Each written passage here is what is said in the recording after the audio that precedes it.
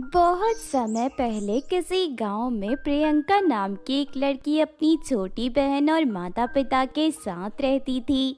प्रियंका के माता पिता रोज खेत में काम करने जाते थे। सब कुछ ठीक चल रहा था, लेकिन फिर एक दिन जब वो दोनों खेत से घर लौट रहे थे, तभी अचानक तेज बारिश शुरू हो जाती है। नदी के किनारे चलते हुए अचानक उनका पैर फिसल जाता है और वो दोनों नदी में गिर जाते हैं। उन्हें तैरना नहीं आता था, जिस वजह से पानी में डूबने से उनकी मौत हो जाती है। फिर कुछ दिनों बाद प्रियंका के चाचा चाची प्रियंका की सारी संपत्ति हड़प लेते हैं। चाची जी, जब पिताजी और माँ जिंदा थे तब तो कभी आपने अपनी संपत्ति के बारे में बात नहीं की। अब अचानक आपने मेरी सारी संपत्ति मुझसे छीन ली। मेरा और मेरी बहन का क्या होगा? बेकार की बातें मत कर। हमने तुम्हें एक खेत दिया है, उसमें खेती करके तुम दोनों अपना गुजारा करो। उसके बाद वो दोनों वहां से चली जाती हैं। शाम को प्रियंका अपनी बहन के साथ खेत में पहुंच जाती है। दीदी, ये जमीन पर तो चारों तरफ पत्थर ही पत्थर है, यहाँ पर कोई चीज उगाई ही नहीं जा सकती। अब सिर्फ एक ही उपाय है, हमें जमीन के सारे पत्थर बाहर निकालने होंगे। उसके बाद दोनों बहनें जमीन की खुदाई करके पत्थर निकालना शुरू कर देते हैं, लेकिन तभी अचानक उन्हें एक मटका मिलता है जिसके अंदर ढेर सारी चांदी के अंडे रखे हुए थे। मैं जादुई मटका हूँ। सालों से मैं जमीन के अंदर दबा हुआ था। जमीन से बाहर आकर मैं बहुत खुश हूँ। मेरे अंदर से रोज तुम्हें ढेर सारे चांदी के अंडे मिलेंगे। ये सुनकर दोनों बहनें बहुत खुश होती हैं। उसके बाद वो दोनों रोज चांदी के अंडे निकालकर बेचना शुरू कर देती हैं। कुछ ही हफ्तों में दोनों बहनों के पास ढेर सारे पैसे जमा हो जाते हैं। अब उनके पास किसी बात की कोई कमी नहीं थी। दोनों बहनें बड़े सुख से अपना जीवन जी रही थी। लेकिन फिर एक दिन उनके चाचा चाची को इस बारे में पता चल जाता है। पता नहीं उन दोनों को कहां से जादुई मटका मिल गया, उसकी वजह से वो दोनों बहुत अमीर बन गई हैं। फिर सोचना क्या है भाग्यवान, चलो दोनों बहनों को जान से मारकर मटका अपने कब्जे में कर लेते हैं। फिर उसी रात चाचा चाची चुपके से प्रियंका के घर में दाखिल हो जाते हैं। उस समय प्रियंका और उसकी बहन दोनों खाना खा रही थी। तभी चाचा चाची चुपके से उनके चेहरे पर बेहोशी की दवाई छिड़ककर उन्हें बेहोश कर देते हैं। हमें किसी भी तरह इन दोनों को ठिकाने लगाना होगा। हमारे गांव वाले बहुत खतरनाक हैं। अगर उन्हें हम पर जरा भी शक हो गया तो वो सभी मार मार के हमारी जान ले लेंगे। हम इन्हें कहीं दफना नहीं सकते और ना ही जला सकते हैं। हमें कुछ ऐसा करना होगा जिससे इनकी लाश किसी को ना मिले। फिर तो सिर्फ एक ही उपाय है, इन दोनों को ले जाकर नदी में फेंक देते हैं। नदी का पानी इन्हें बहाकर बहुत दूर ले जाएगा और इनके बारे में किसी को कुछ पता भी नहीं चलेगा। उसके बाद चाचा चाची प्रियंका और उसकी बहन के हाथ पैर बांधकर उन्हें नदी में फेंक देते हैं। हमारा काम हो गया, चलो अब उनके घर से जादुई मटका उठाकर अपने घर ले जाते हैं। उसके बाद चाचा चाची प्रियंका के घर में मौजूद जादुई मटका उठाकर अपने घर की ओर भागने लगते हैं, लेकिन तभी अचानक उनका पैर फिसल जाता है और वो दोनों जमीन पर गिर जाते हैं। इसी दौरान मटका भी जमीन पर गिरकर टूट जाता है। अरे सत्यानाश हो, ये क्या हो गया? ये जादुई मटका तो टूट गया। अब हमें एक भी चांदी का अंडा नहीं मिलेगा। दोनों अफसोस करने लगते हैं, लेकिन दूसरी तरफ प्रियंका और उसकी बहन पर एक परी की नजर पड़ जाती है। उस परी के शरीर पर तरह तरह के फूल से बने कपड़े मौजूद थे।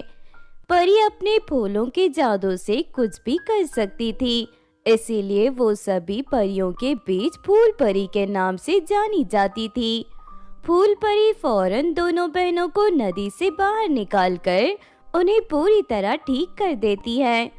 प्रियंका फूल परी को अपने चाचा चाची की सारी करतूत के बारे में बता देती है। दोनों बहनों की लाचारी पर फूल परी को बहुत तरस आता है और वो उन दोनों की मदद करने का फैसला करती है। उसके बाद फूल परी जादुई कमल के फूल से बना बहुत ही सुंदर कमल का घर तैयार कर देती है। तुम दोनों इस घर को अपने गांव ले जाओ। इस घर के रहते तुम दोनों पर कभी कोई परेशानी नहीं आएगी। इसके साथ ही ये तुम्हारी हर इच्छा पूरी करेगा। उसके बाद दोनों बहनें कमल के घर में सुकून से रहने लगती हैं। तभी कुछ महीने बीत जाते हैं कि अचानक एक दिन चाचा चाची दोनों बहनों को देख लेती हैं। दोनों बहनों को मजे से अपनी जिंदगी जीते देख चाचा चाची को बहुत जलन होती है। पिछली बार हमने इन्हें नदी में फेंका था, ये दोनों किसी तरह बच गई, लेकिन अब हम इनके शरीर पर पत्थर बांधकर इन्हें समुंदर में डुबाकर मार देंगे। उसके बाद ये जादुई कमल का घर हमारा हो जाएगा। उस शाम जब प्रियंका अपनी बहन के साथ बाजार की ओर घूमने जा रही थी, तभी चाचा चाची दोनों पर हमला करके उन्हें बेहोश कर देते हैं। दोनों के शरीर पर पत्थर बांधकर समंदर की गहराई में फेंक देते हैं। लेकिन दोनों बहनों की किस्मत बहुत अच्छी थी। फूल परी समंदर में रहने वाली अपनी सहेली जल परी से मिलने गई हुई थी। वो दोनों बहनों को देख लेती है और उसी वक्त उन्हें बचाकर समंदर के किनारे ले जाती है। लगता है तुम्हारे चाचा चाची नहीं सुधरने वाले। अब मैं तुम दोनों को कमल के फूल से बना जादुई लहंगे दूंगी। इन लहंगे के रहते तुम दोनों का कोई बाल भी बांका नहीं कर सकता। उसके बाद फूल परी कमल के फूल से 2 सुंदर लहंगे प्रकट करके दोनों बहनों को पहना देती है। फिर दोनों बहनें वापस अपने कमल के घर में पहुंच जाती हैं। अरे ये क्या, ये दोनों फिर से जिंदा लौट आई, आखिर ये कैसे हो सकता है? बुराई अच्छाई को कभी नहीं हरा सकती। अब तुम दोनों नहीं बचोगी। तुम दोनों को तुम्हारी करनी का फल जरूर मिलेगा। तभी दोनों बहनों के जादुई लहंगे के अंदर से ढेर सारे कमल के फूल बाहर निकलकर चाचा चाची के ऊपर गिरने लगते हैं। ये देख प्रियंका की चाची जोर जोर से हंसना शुरू कर देती है। ये मामूली कमल के फूल हमारा क्या बिगाड़ लेंगे, हमें तो कुछ नहीं हुआ। लेकिन देखते ही देखते ढेर सारे कमल के फूल दोनों के मुंह के अंदर चले जाते हैं और अगले ही पल उन दोनों का शरीर बहुत ज्यादा मोटा हो जाता है। तुम दोनों हमेशा इसी तरह मोटे रहोगे। तुम दोनों को बहुत भूख लगेगी। तुम चाहे जितना भी खाना खा लो, लेकिन तुम दोनों की भूख कभी नहीं शांत होगी। अब से तुम दोनों तड़प तड़प कर अपनी जिंदगी जियोगे। यही तुम दोनों का लालच और धोखेबाजी का फल है। उसके बाद चाचा चाची रोते हुए वहाँ से भाग जाते हैं। उस दिन के बाद से प्रियंका और उसकी बहन के जीवन में कभी कोई परेशानी नहीं आती और दोनों बहनें हंसी खुशी अपना जीवन जीने लगती हैं। बहुत समय पहले परी देश में खूबसूरत फूलों का बगीचा हुआ करता था। उस बगीचे में तरह तरह के जादुई फूल लगते थे। फिर एक दिन पृथ्वी की कुछ लड़कियां परी देश के बगीचे में घूमने जाती हैं। अरे वाह, ये बगीचा तो बहुत सुंदर है। यहाँ तरह तरह के रंग बिरंगे फूल लगे हैं। देखो, हम सब यहाँ चोरी छुपे आई हैं। हमें यहाँ ज्यादा देर नहीं रुकना चाहिए। अगर सिपाही परियों ने हमें देख लिया तो हम सबकी बुरी हालत हो जाएगी। हाँ, तू ठीक कहती है, हमें यहाँ से निकल जाना चाहिए। लेकिन चलो सबसे पहले ढेर सारे फूल तोड़ लेते हैं। क्या पता हमें यहाँ दोबारा आने का मौका मिले या ना मिले। उसके बाद में सभी लड़कियाँ फूलों को तोड़ने के लिए आगे बढ़ती हैं। लेकिन तभी एक पौधा गुस्से से उन लड़कियों को धमकी देने लगता है। ठहर जाओ, हम सभी जादुई पौधे हैं। अगर तुमने हमारे फूल को तोड़ने की कोशिश की तो इसका अंजाम बहुत बुरा होगा। अरे, ये पौधा तो बात कर रहा है। मैं तो कहती हूँ हमें इस जादुई पौधों को उखाड़ कर अपने साथ ले जाना चाहिए। उसके बाद हम इन पौधों को अपने अपने घर के आंगन में लगा देंगे। ये सुनकर सारे पौधे घबरा जाते हैं। ये सभी लड़कियां तो बहुत बुरी हैं। ये हमें उखाड़ कर पृथ्वी ले जाना चाहती हैं। इसी वक्त यहाँ कोई परी भी नहीं नजर आ रही। अब हमारी मदद कौन करेगा? दया करके हमें मत उखाड़ो, परिदेश के वातावरण से दूर नहीं जाना चाहते हम। अपनी बकवास बंद करो, अब हम तुम सबको अपने साथ ले जाएंगे। उसके बाद सभी लड़कियां पौधों को उखाड़ लेती हैं। फिर उसी शाम उस बगीचे की देखभाल करने वाली परी जब वहां आती है तो पौधों को गायब देख उसके होश हो जाते हैं। अचानक सारे पौधे कहाँ चले गए? लगता है कोई चोर पौधों को चुरा कर ले गया है। मुझे फौरन जाकर रानी परी को बताना होगा। उसके बाद वो परी दरबार में जाकर रानी परी को सारी बात बता देती है। ये काम परिदेश की कोई परी नहीं कर सकती। जरूर पृथ्वी के लोगों ने हमारी जादुई फूलों के पौधों को चुराए हैं। रानी जी, वो सभी जादुई फूल हैं। अगर वो सभी फूल गलत इंसानों के हाथ लग गए तो बड़ी मुसीबत खड़ी हो जाएगी। मुझे भी इसी बात की फिक्र है। मैं आज ही पृथ्वी पर जाकर उन चोरों का पता लगा लूंगी। लेकिन रानी जी, आपको पृथ्वी पर जाने की क्या जरूरत है? आप अपनी जादुई आईने में देखकर चोरों का पता लगा सकती हो। नहीं, ऐसा करना संभव नहीं है। दरअसल कुछ दिनों पहले मेरा जादुई आईना गिरकर टूट गया है। इस वजह से मुझे खुद पृथ्वी पर जाकर चोरों को ढूंढना होगा। उसके बाद रानी परी अपना रूप बदलकर पृथ्वी पर चली जाती है। दूसरी तरफ पौधे चुराने वाली सभी लड़कियां पौधों को अपने अपने घर के आंगन में लगा देती हैं। फिर एक सुबह एक लड़की एक जादुई फूल को तोड़कर अपने बालों पर लगा लेती है। अगले ही पल उसके सारे बाल सोने के रूप में बदल जाते हैं। ये देख उस लड़की के आश्चर्य का ठिकाना नहीं रहता। उसके बाद वो अपनी सभी सहेलियों को ये बात बता देती है। फिर एक एक कर सारी लड़कियां फूलों को अपने बालों में लगाना शुरू कर देती हैं और देखते ही देखते उन सभी लड़कियों के बाल सोने के बाल बन जाते हैं। ये देख सभी लड़कियां खुशी से उछल पड़ती हैं। तभी सड़क से गुजर रही एक जादूगरनी ये सब देख लेती है। अरे, ये तो परिदेश के जादुई फूल हैं, लेकिन इन मामूली लड़कियों के पास ये जादुई फूल कहाँ से आ गए? उसके बाद जादूगरनी लड़कियों के पास जाकर उनसे जादुई फूल के बारे में पूछने लगती है। कुछ दिनों पहले हम सब परिदेश में घूमने गई थी, वहीं से हमें ये पौधे चुरा कर लाए हैं। सुनो, तुम सबको इन जादुई फूलों की शक्ति के बारे में कुछ नहीं पता। मैं एक जादूगरनी हूँ, मैं इनकी सारी शक्तियाँ जानती हूँ।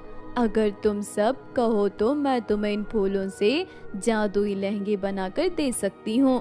उन जादुई लहंगों को पहनने के बाद तुम सब बहुत शक्तिशाली बन जाओगी और पूरी दुनिया में कोई तुम्हारा मुकाबला नहीं कर पाएगा। जादूगरनी की ये बात सुनकर सारी लड़कियाँ खुश हो जाती हैं। ठीक है, तुम आज ही हमें फूलों से बना जादुई लहंगा तैयार करके दो। लेकिन इसके लिए मुझे इन सभी पौधों को अपने घर ले जाना पड़ेगा, क्योंकि मेरे घर के अंदर जादुई शक्तियों का जाल है। वहीं पर मैं फूल तोड़कर जादुई लहंगे तैयार कर पाऊंगी। हमें मंजूर है, तुम इन सभी जादुई पौधों को लेकर जाओ। उसके बाद जादूगरनी सारे पौधे उखाड़ कर ले जाती हैं। लेकिन देखते ही देखते 3 दिन बीत जाते हैं। 3 दिन हो गए, वो जादूगरनी अभी तक फूलों से बना लहंगा लेकर नहीं आई। हाँ, मुझे भी फिक्र हो रही है। जल्दबाजी में हमने उस जादूगरनी के घर का पता नहीं पूछा था। उसके बाद सभी लड़कियां जंगल में जाकर जादूगरनी का घर ढूंढने लगती हैं। तभी उन्हें एक चमकदार घर दिखाई देता है। उस घर के चारों तरफ ढेर सारी रोशनी फैली हुई थी। लगता है इसी घर में वो जादूगरनी रहती है।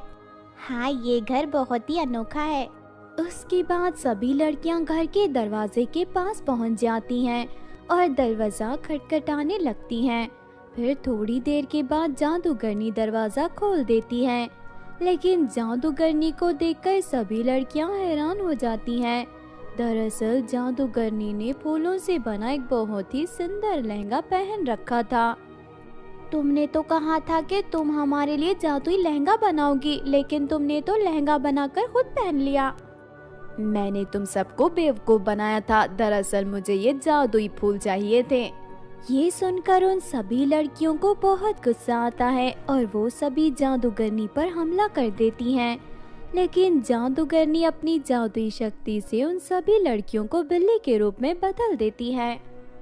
अब मैं बहुत शक्तिशाली बन गई हूँ, कोई मेरा कुछ नहीं बिगाड़ सकता। उसके बाद जादूगरनी उन बिल्लियों को मरने के लिए उन्हें जलते हुए आग में फेंकने के लिए ले जाने लगती है। लेकिन तभी अचानक वहाँ रानी परी आ जाती है। रानी परी जादूगरनी को संभलने का मौका नहीं देती और उसके दोनों आंखों में जादुई मिर्च डाल देती है, जिस वजह से जादूगरनी उसी वक्त अंधी हो जाती है। फिर रानी परी जादूगरनी की पिटाई करके उसके शरीर से जादुई लहंगा उतार लेती है। उसके बाद जादूगरनी जादुई लहंगे की शक्ति से बिल्ली बनी सभी लड़कियों को उनके असली रूप में ला देती है। हमें माफ कर दीजिए रानी जी, हमसे बहुत बड़ी भूल हो गई थी। हाँ, अब हम आज के बाद कभी चोरी जैसा बुरा काम नहीं करेंगी। तुम सबको तुम्हारी गलती का एहसास हो गया, इस बात से मैं खुश हूँ। चलो जाओ यहाँ से। उसके बाद वो सभी लड़कियाँ अपने अपने घर चली जाती हैं। दूसरी तरफ रानी परी सारे जादुई पौधे लेकर वापस परिदेश लौट जाती है। लीना और लवीना अपने चाची के घर पर रहती थी। उन दोनों के माता पिता सालों पहले देहांत हो गया था। दोनों बहनों की मजबूरी का फायदा उठाकर उनकी चाची ने उन्हें अपने घर पर नौकरानी बनाकर रखा था। चाची की बेटी जेसिका बहुत ही ज्यादा बुरी थी। वो दोनों बहनों के साथ जानवर से भी ज्यादा बदतर बर्ताव करती थी। जेसिका जहाँ भी जाती दोनों बहनों को अपनी नौकरानी बनाकर ले जाती थी। फिर एक दिन जेसिका एक बड़ी पार्टी में जाती है। उसने जानबूझकर दोनों बहनों को फटे पुराने कपड़े पहना रखे थे। दूसरी तरफ जेसिका ने बहुत ही सुंदर ड्रेस पहनी हुई थी। पार्टी में जाने के बाद जेसिका एक कुर्सी पर बैठ जाती है। चलो तुम दोनों नीचे बैठकर मेरे पैर दबाओ, मेरे पैर बहुत ज्यादा दर्द हो रहे हैं। चलो तुम दोनों नीचे बैठकर मेरे पैर दबाओ, मेरे पैर बहुत ज्यादा दर्द हो रहे हैं। अभी अभी तो हम घर से यहाँ पर आए हैं, अचानक तुम्हारे पैरों में दर्द कैसे शुरू हो गया? सारा दिन हमने कड़ी मेहनत की है। चाची ने हमसे खेतों में बहुत काम करवाया। हमें बहुत भूख लगी है, दया करके हमें खाने को दे दो। अगर तुम दोनों ने किसी प्रकार की शिकायत की तो मैं यहीं पर अपनी सैंडल उतारकर सबके सामने तुम दोनों की पिटाई करूंगी। चलो चुपचाप मेरे पैर दबाओ। फिर दोनों बहनें जेसिका के पैर दबाने लगते हैं। दूसरी तरफ तभी वहाँ जेसिका की सहेली आ जाती हैं। अरे वाह जेसिका, तू तो दो दो नौकरानियां लेकर घूमती है। सच में तेरी किस्मत बहुत अच्छी है। हाँ, मैं अच्छी किस्मत के साथ पैदा हुई हूँ, इसीलिए मुझे ये दोनों नौकरानी मिली हैं। फिर जेसिका पैर मारकर दोनों बहनों को गिरा देती है। बस बहुत हो गया, जाओ तुम दोनों मेरे लिए खाना लेकर आओ। उसके बाद दोनों बहनें खाना लेकर आ जाती हैं। वो दोनों जेसिका के सामने झुककर खड़ी हो जाती हैं। जेसिका की महारानी की तरह प्लेट से खाना उठाकर खाने लगती है। तभी जेसिका को एक शरारत सूझती है। वो चिकन का एक टुकड़ा उठाकर उसे दूर फेंक देती है। तुम दोनों बिल्ली की तरह घुटने पर चलते हुए चिकन के टुकड़े को पकड़ कर लाओ। दोनों बहनों में से जो भी चिकन का टुकड़ा लाएगा, मैं यहाँ पर पेट भर उसे खाना खाने को दूंगी। उसके बाद दोनों बहनें घुटने पर बैठकर तेजी से चिकन के टुकड़े की ओर जाने लगती हैं। तभी लीना चिकन के टुकड़े को पकड़ लेती है। अरे वाह, लीना जीत गई। क्या तू सच में लीना को पेट भर खाने को देगी? मेरे पास एक बहुत बढ़िया आइडिया है, बस तुम सब देखती जाओ। उसके बाद जेसिका लीना को ढेर सारा खाना खाने की इजाजत दे देती है। लीना प्लेट में ढेर सारा खाना रख लेती है। सुन लावीना, तेरी बहन जैसे ही एक निवाला खाएगी तभी तू उसे थप्पड़ मारना। चलो तुम दोनों खेल शुरू करो। उसके बाद लीना एक निवाला उठाकर खाती है। फिर अगले ही पल जेसिका के डर से लवीना उसे थप्पड़ मार देती है। लीना के मुंह से सारा खाना बाहर निकल आता है। अरे लीना, चल फिर से खाना खा। लीना फिर से खाना खाती है और लवीना उसे थप्पड़ मार देती है। इस तरह जसिका के साथ वहाँ मौजूद सभी लड़कियाँ दोनों बहनों पर जोर जोर से हंसते हुए उनका मजाक उड़ाने लगती हैं। अपनी इस बुरी हालत पर दोनों बहनों को बहुत दुख होता है, लेकिन वो दोनों चाहकर भी जसिका का विरोध नहीं कर पाती। इस तरह जसिका हमेशा दोनों बहनों के साथ बुरा बर्ताव किया करती थी। फिर एक दिन जसिका नदी के किनारे नहाने जाती है। तुम दोनों यही किनारे बैठकर मेरे कपड़े और सामान की हिफाजत करो, मैं नदी में नहाने जा रही हूँ। उसके बाद जसिका नदी में छलांग लगाकर नहाने लगती है, लेकिन तभी एक कौवा जसिका का हार अपने पंजे में दबाकर वहां से उड़ जाता है। अरे वो कौवा तो मेरा हार लेकर चला गया, जल्दी उसे पकड़ कर लाओ। दोनों बहनें कौवे का पीछा करते हुए दूर घने जंगल में पहुंच जाती हैं। अरे बाप रे, हम दोनों जंगल में आ गई, मुझे यहाँ बहुत डर लग रहा है। हमें किसी भी तरह कौवे को ढूंढना होगा, वरना जसिका मार मार के हम दोनों की हड्डी पसली तोड़ देगी। उसके बाद दोनों बहनें जंगल के बीचों बीच पहुंच जाती हैं। तभी अचानक उन दोनों को एक पेड़ के ऊपर ढेर सारे चमकते हुए तारे दिखाई देते हैं। अरे ये क्या, इस पेड़ के ऊपर तो तारे चमक रहे हैं, ये तो बहुत ही अनोखा पेड़ है। फिर लीना आगे बढ़कर तारे को हाथ लगाती है और अगले ही पल वो तारा एक स्वादिष्ट फल के रूप में बदल जाता है। ये देख दोनों बहनें बहुत खुश होती हैं। उन दोनों को बहुत भूख लगी थी, इसीलिए वो दोनों जल्दी जल्दी फल को खा लेती हैं। फिर थोड़े आगे जाने के बाद अचानक जमीन हिलने लगती है और दोनों बहनों का शरीर जमीन के नीचे समा जाता है। उसके बाद दोनों बहनें अपने आप को एक गुफा के अंदर पाती हैं। वहाँ चारों तरफ डरावनी आवाज गूंज रही थी। ये तो बहुत अजीब जंगल है, हम दोनों इस गुफा के अंदर कैद हो गई, अब हमारा क्या होगा। तभी वहाँ एक तेज रोशनी होती है और जंगलीना नाम की एक राजकुमारी उन दोनों के सामने प्रकट होती है। उस राजकुमारी की सुंदरता देख दोनों बहनों की आंखें फटी की फटी रह जाती हैं। तुम दोनों कौन हो और मेरे जंगल में क्या करने आई हो? दोनों बहनें राजकुमारी को सारी बात बता देती हैं। दोनों बहनों की बुरी हालत देखकर राजकुमारी को उन दोनों पर बहुत तरस आता है और वो उनकी मदद करने का फैसला करती हैं। फिर राजकुमारी दोनों बहनों को एक जादुई पौधा दे देती हैं।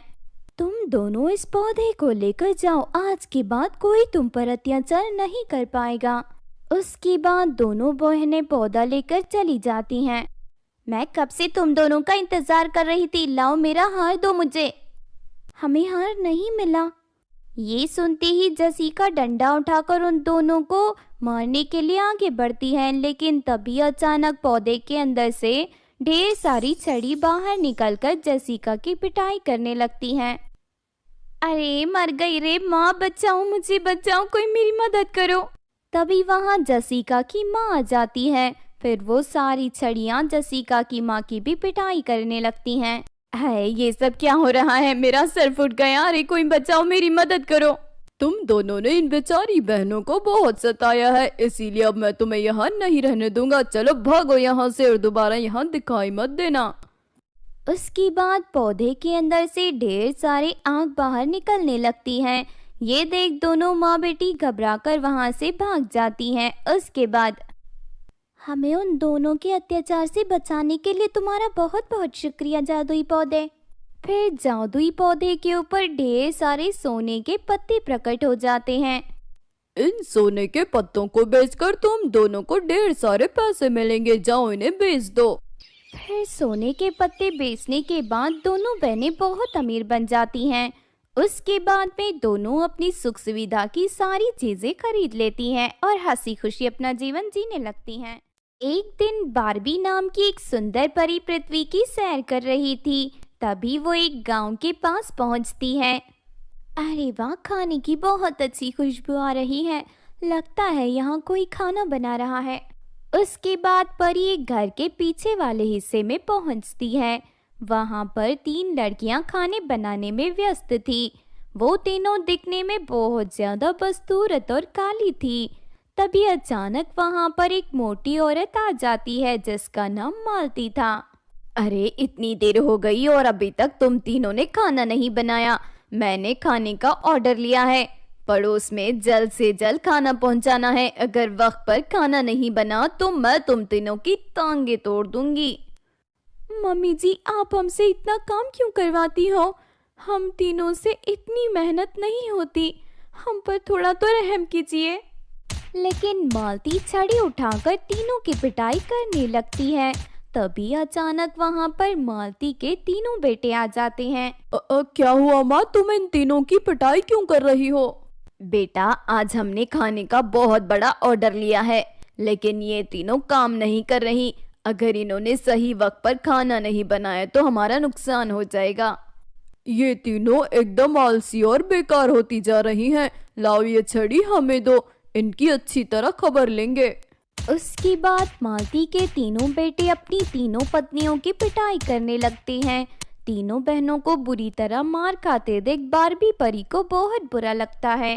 अरे ये क्या, इन तीनों बहनों पर बहुत ज्यादा अत्याचार हो रहा है। मुझे इन तीनों बहनों की सहायता करनी होगी। उसके बाद बार्बी परी सामने आकर मालती को डांटने लगती है। तुम कैसी सास हो, अपनी तीनों बहुओं से इतना काम करवाती हो और ऊपर से इनकी पिटाई भी करती हो। और तुम तीनों पति होकर तुम्हें जरा भी शर्म नहीं है। अपनी माँ के साथ साथ तुम तीनों भी इन मासूम पर अत्याचार करते हो। अरे माँ, अचानक ये परी कहाँ से आ गई? चलो इसे पकड़ लो, फिर हम इसे भी अपने यहाँ कैद कर लेंगे। उसके बाद मालती के तीनों बेटे बार्बी परी को पकड़ने के लिए आगे बढ़ते हैं, लेकिन बार्बी परी हवा में उड़कर वहां से भाग जाती है।